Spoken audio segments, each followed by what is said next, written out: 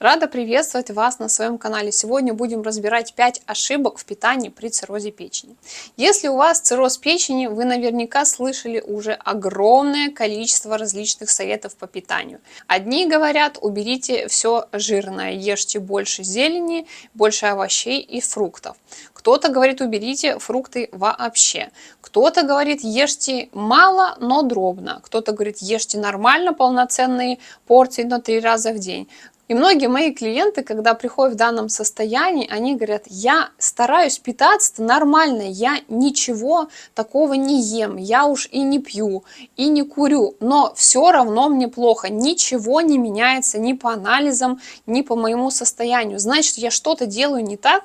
И чаще всего, да, действительно так и есть. Но дело здесь не в вашей плохой силе воли. Дело здесь не в том, что вы не можете полноценно соблюдать очень длительно строжайшую диету. Там диетический стол номер 5, к примеру, который я часто вижу. Ну потому что это нереально его соблюдать всю жизнь. Да и не нужно, в общем-то. Дело зачастую в обычных, типичных ошибках, которые практически 90% совершают ежедневно, даже не замечая, а просто потому, что им никто не объяснил, что же на самом деле сейчас происходит с печенью, что ей может реально помочь, а что точно делать не нужно.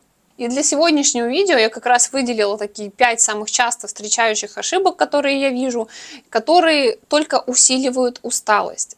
Никак не убирают тяжесть после еды. Это постоянная сонливость, это уже нежелание какие-то диеты соблюдать, потому что вы голодный, постоянно раздражительный человек, и вам уже ничего не хочется, и вы уже просто не понимаете, что есть, когда есть. Поэтому сегодня будем разбирать эту тему, что же нужно изменить, чтобы облегчить свое состояние. Действительно, при циррозе питание архи важно, потому что при циррозе структура печени меняется. И ей становится намного сложнее выполнять обычные функции, которые для обычного человека проходят абсолютно бесследно. Это и синтез белка, и синтез гормонов, это усвоение веществ, это так важная для нас фильтрация, это обмен веществ, еще очень-очень много процессов, и они идут со скрипом. Поэтому любые ошибки, даже самые легкие, казалось бы, опять же, для условно здорового человека, но у людей, у которых есть цирроз печени, они являются достаточно критичными и могут значительно тормозить процесс. И зачастую, что я вижу, виноваты не какие-то продукты, потому что если в целом рассматривать рацион людей, у которых есть цирроз печени, они, соответственно, знают об этом, они стараются это как-то решить, там проблема больше в понимании режима, то есть как мне нужно питаться, когда, сколько, почему, зачем. Это качество продуктов, это их сочетание, это их соотношение, это понимание перерывов между едой, кому, сколько, почему именно такой. Понимание, как всю эту структуру внедрить в свою рутинную жизнь, где есть работа, где есть отношения, где есть заботы, хлопоты и так далее. Как вот в это внедрить тот план, который будет удерживать состояние, улучшать состояние, который не будет прогрессировать это заболевание. Итак, давайте переходить к ошибкам. Первой ошибкой я выделила переизбыток соли. И здесь я не про соль в понимании добавленной соли, здесь конкретно скрытая соль. Когда мы начинаем разбирать, и я смотрю либо на продукты, да, потому что мне присылают фотографии, я должна оценить режим питания, но когда начинаешь спрашивать, человек говорит, я ограничил соль, да, я знаю, что нужно поработать здесь с солью, но там есть продукты со скрытой солью. То есть, если рассматривать только то, что вы подсаливаете, это одно. Да, вы здесь контролируете.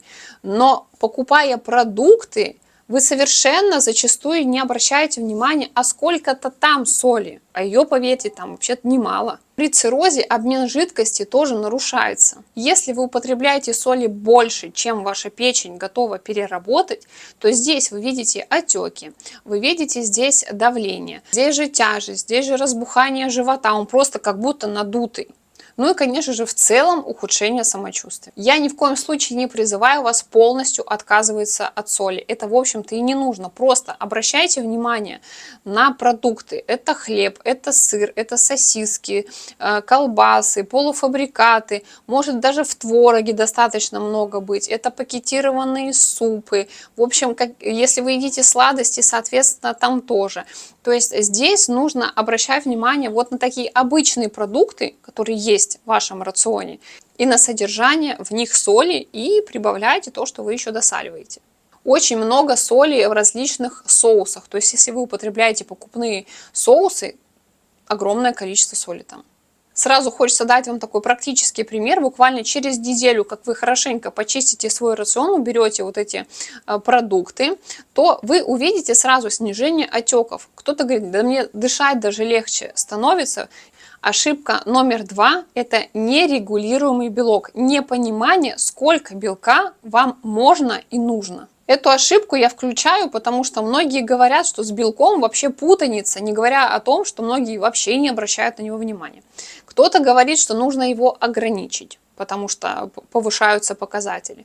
Кто-то говорит, нужно есть его все-таки достаточно много, чтобы печень восстанавливалась. Правда в том, что крайности по типу мало белка и крайности по типу много белка всегда категорично негативно сказываются на печени, потому что печень не любит крайностей. Для нее, да впрочем, как и для всего нашего организма, важна качественная золотая середина. Нужно понимать, что для людей, у которых есть цирроз печени, очень сложно перерабатывать высокое содержание белка за один раз. Если белка было слишком много, здесь появляется тяжесть, усталость, желание поспать, чувство переедания, неприятный запах гнилостный тоже здесь очень часто. И опять же, если есть недостаточно белка, потому что когда человек начинает есть белок, у него даже от небольшой порции возникают вышеперечисленные состояния, начинает есть мало белка, и здесь происходит другие состояния. То есть опять же утомляемость, просто энергии практически нет, потому что ей неоткуда построиться. Очень сильно теряются здесь мышцы, саркопения появляется. Поэтому ключевой момент здесь равномерность. Печени намного проще, когда у вас есть четкий план по количеству белка. То есть я не говорю сейчас о том, что нужно что-то взвешивать и считать, но вы должны понимать, что кусок, допустим, мяса вечером для вас не является отличным вариантом. А вот утром на завтрак обязательно нужно съедать хорошую порцию белка. Здесь, конечно же, очень важно понимать, какой уровень белка у вас в данный момент. То есть как у вас вообще усваивается белок и почему он не усваивается, если он не усваивается. То есть общий показатель белка, это в обычной биохимии можно сдать и посмотреть. И на основе этого понять, когда и сколько белка вам нужно употреблять, чтобы вот это понимание золотой середины у вас четко было. То есть вы увидели, посмотрели, все, мне вот столько нужно, и это соблюдаете. И, соответственно, через какой-то промежуток времени вы видите результат.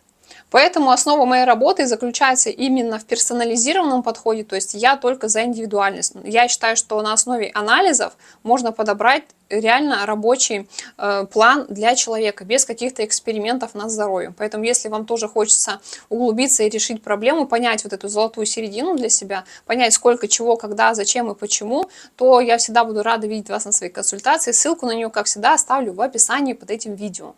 Ну а мы переходим к следующей распространенной ошибке, номер 3. Это абсолютная путаница с жирами. Очень частая фраза, которую я здесь слышу. Ну, я такое ем редко, поэтому иногда можно. Ну что ж, не жить теперь совсем, живем-то один раз. Здесь хочу донести такую мысль, что если у вас есть цирроз печени, просто нужно понять и принять, что он у вас есть, и слишком частое и большое количество жареной жирной пищи не ваш вариант. Да, вы можете съесть где-то шашлык на каком-то мероприятии, то есть они могут быть, но хочу сказать, что это уже тогда, когда вы в процессе. То есть, когда вы уже подобрали для себя оптимальный режим питания, когда вы четко понимаете, что вы работаете на результат, что у вас улучшаются показатели, вы видите эту динамику. Случается какой-то праздник, вы понимаете, что да, вы можете себе это позволить, потому что основа вашего пути, она уже вся сформирована, и вы улучшаете. То есть, не тогда, когда это... Просто вы как-то течете по течению, как-то оно происходит, как-то вы питаетесь, непонятно, что там с анализами. И вот иногда случаются праздники, вы едите жирную жареную пищу. Не в этом случае. В случае, когда вы в процессе восстановления, когда вы уже ведете работу со своей печенью, своим состоянием. Только тогда. Потому что печени сложно переваривать не только белки, но и жиры. И, соответственно, такой большой объем жиров будет значительно для нее критичен, потому что многие процессы, которые и так с трудом идут, они еще будут приостановлены, потому что печень будет активно заниматься вот этим переизбытком жиров. Бывают такие случаи, когда после таких праздников, после приема жирной пищи, здесь случается и даже рвота, то есть диарея, вот такое подташнивание, боль в правом подреберье. И все равно эти сигналы упускаются. То есть здесь важно понимать, что жиры-то нам, конечно, нужны. То есть исключать жиры тоже ни в коем случае не нужно.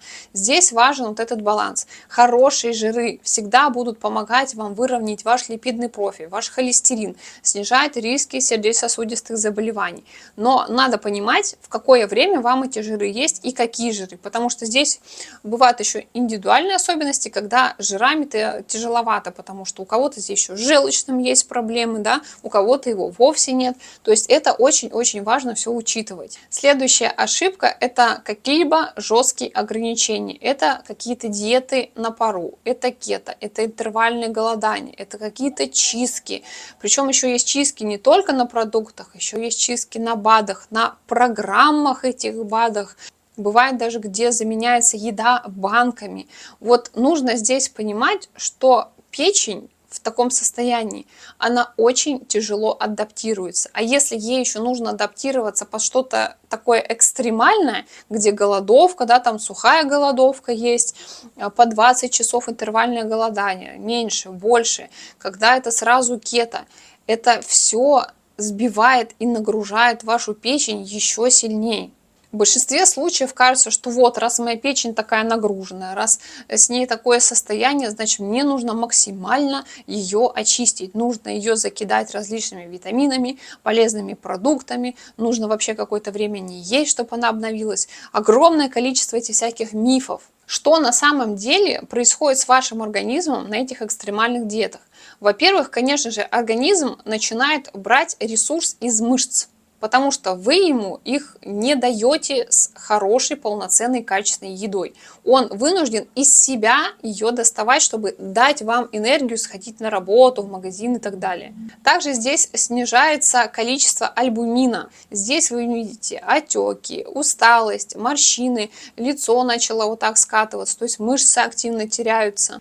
Здесь, соответственно, будет ухудшаться переносимость любых физических нагрузок, даже обычная работа по дому, даже подняться на привычный невысокий этаж, лишний раз пройти остановку. То есть с каждым разом физическая нагрузка будет даваться тяжелее и тяжелее. Само эмоциональное состояние человека становится крайне неприятным. То есть вы постоянно агрессивный, недовольный человек, и зачастую даже не понимаете причину этой агрессии, но вот такая эмоциональная нестабильность просто становится нормой. И самое важное, что я пытаюсь донести практически в каждом своем видео, что экстремальные такие диеты не подходят для людей, у которых есть какие-либо хронические заболевания. Такие экстремальные диеты провоцируют дефициты. А если у нас уже есть цирроз печени, наша печень и так как бы не особо полна энергии, и она не особо готова эти дефициты как-то восполнять, ей просто неоткуда это сделать, у нее нету столько ресурса на это. Следующая распространенная ошибка – это отсутствие какого-либо режима. Отсутствие режима и в дне, и в питании. Просто жизнь как получится. Вот как день пошел, так оно как-то там все само происходит. То есть это какие-то легкие завтраки, либо вообще их отсутствие. Это непонятные обеды, потом хаотичные перекусы. Ужин, там вечерний жор, например, начинается, и смести все к холодильнику.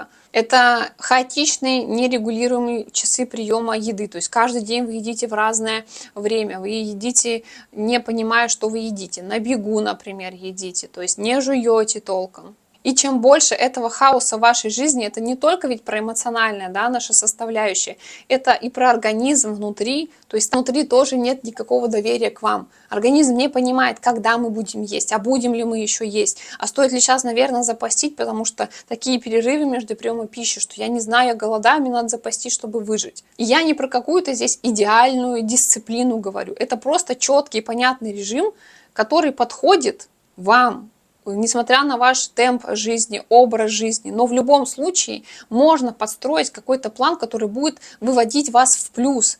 Не только эмоционально это поможет, но и внутри тоже будет давать четкость, опору и уверенность. И таким образом вы будете снимать нагрузку с своего организма. Когда вы структурируете свой день, вы сразу увидите улучшение не только психологически, но и у организма в том числе. Кстати, очень часто, что первое замечается, когда есть вот такой режим, что это стабильный, очень часто утренний стул. Да потому что организм просто понимает, когда мы спим, когда мы отдыхаем, когда мы едим. То есть происходит такая синхронизация с нашими гормонами, с ритмами биологическими. Если подводить такой итог, то у человека с циррозом печени есть целых 5 опор. Во-первых, контролировать соль, особенно скрытую, обращать на нее внимание.